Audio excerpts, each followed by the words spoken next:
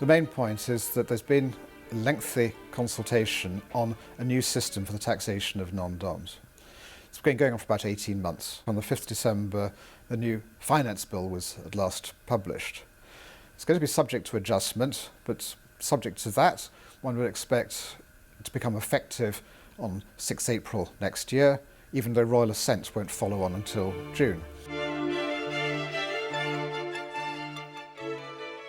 The main new change is that there'll be a new concept of deemed domicile for all tax purposes after 15 years residence in the UK.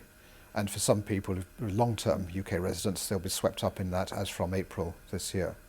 And there's a less friendly tax regime for them after that, but opportunities for those who plan ahead. And the main tax framework for people who are deemed domicile is, as I say, it's for all UK tax purposes, so that absent action now, they will become liable to tax in the UK on their worldwide income and their worldwide capital gains, and their worldwide estate will be subject to inheritance tax. The second major change, the adverse change, I suppose, is that structures which in the past have protected UK residential property from inheritance tax for their non-DOM ultimate owners will no longer work for that purpose and may actually become disadvantageous. So action is needed there. But if you followed on from that, those are the downsides. The positive counterpoint of that is the concept of the protected trust, which will enable non-DOMs who get in before becoming the new style 1520 deemed DOM to have the ability to roll up offshore income and offshore gains in an accumulation gross fund without any ongoing tax liability unless and until payments are actually made to beneficiaries, and at the same time have complete protection from inheritance tax.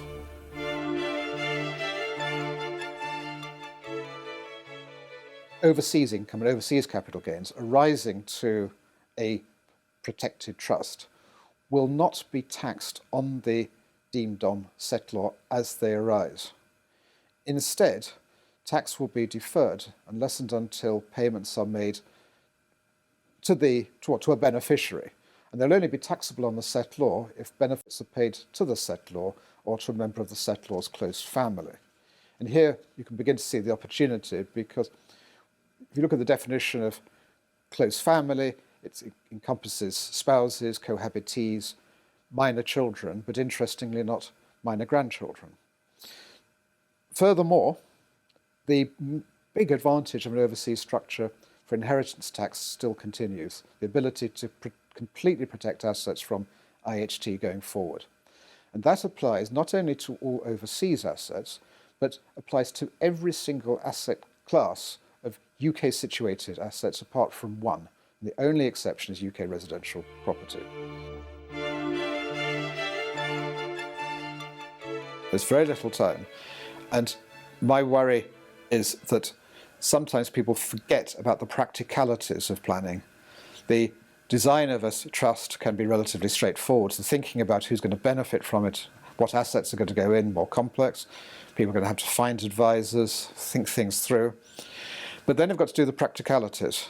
And all these rearrangements can involve things like appointing valuers, refinancing, appointing liquidators to wind up unnecessary or unwanted companies. And that is why people need to be planning right now. And apart from anything else, they're going to have to be able to find lawyers and accountants who are not swept away in the rush in a couple of months' time.